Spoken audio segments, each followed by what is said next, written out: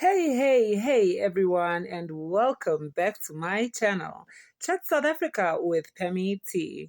Now, I am Pemi T, and you are always welcome to stop by. So, it's interesting times ahead for the city of Johannesburg, as it seems to be in the spotlight lately. So recently, have witnessed a revamp or rejuvenation of the city of Johannesburg. We watched our mayor and our MMC for public safety getting down to business as they closed down shops that were non-compliant for the bylaws, removed street vendors from the streets and the walkways in the city, as well as evicted residents from hijacked buildings, which were mostly buildings in the state of decay, some with water leaks and illegal water connections, as well as illegal electricity connections. The city has also been recorded to have a high presence of Metro Police monitoring the area, with places that previously had illegal dumpings being cleaned up. So many of us were excited that finally the streets of Jozi were streets that we could actually walk on. Joburg City was finally going to be revamped and cleaned up so it can be a city that we can all be proud of. Until one or two meetings of the G20 that I attended here was not very pleasing. The environment that one observed was not a pleasing environment. I say this so that we can improve immensely. As South Africans, we are proud people, and let us get that pride that we have, self-pride, lift us up so that we do present a G20 that will wow people, so that when people look at what we offer and present, they must just say, wow, this is how South Africans do it. So colleagues, I'm really pleased to be here. South African President Cyril Ramaphosa paid a visit to the Johannesburg CBD, where he actually had a meeting with the Gauteng Provincial Task Team at the council chambers as part of the G20 preparations. So Ramaphosa's speech about how disappointed he is at the state of the city ahead of the G20 summit had raised many concerns among the people of Umzansi, with many stating that Ramaphosa was implying that we should clean up our mess and hide it under the carpet so that our guests don't see our filth. As in, we can be as filthy as we want on our own, but should never let the visitors see that side of us. As in, the cleanup campaigns had nothing to do with South Africans and their cities, but everything to do with impressing our guests.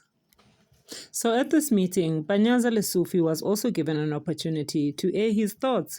Let's take a listen to what he had to say.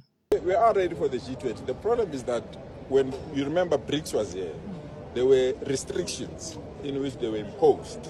The things that you couldn't do, either as a province or local authority, because it was regarded as an international platform that must be managed at international level. And we were looking forward mainly to the G20 itself. But when these sessions were arranged, the venue that was chosen as well, which is Nazareth, is privately owned. So our intervention on it, you are limited to attend to it. But now that we've discussed it, we know the areas that we need to improve. And I committed on behalf of government and local government that was here that will not have the situation that the president have identified. We've already put a team.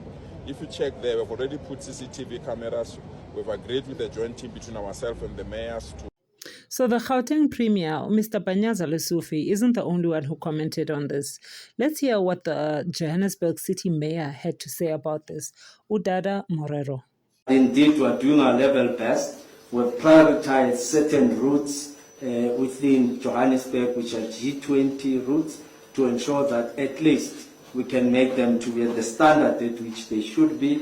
No potholes, no crisis or traffic signals that are not working. So we are focusing on that. But we are generally focusing on the infrastructure issue, including the water infrastructure.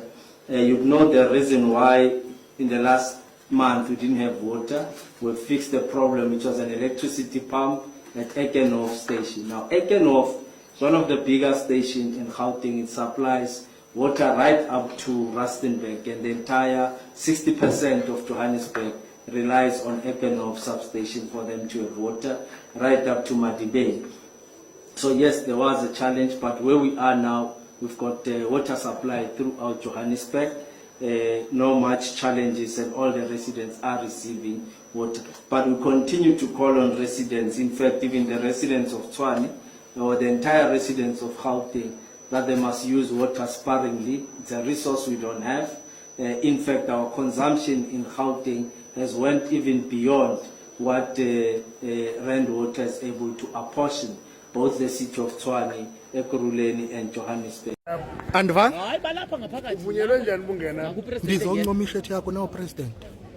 Wow, South Africa. To me, it seems we really need to thank the G20 for coming to Joburg. So let's chat, South Africa. Do you think cleaning up Joburg was part of the to-do list for the president? Or are we doing it simply to impress our guests? Let me know. Let's chat, South Africa.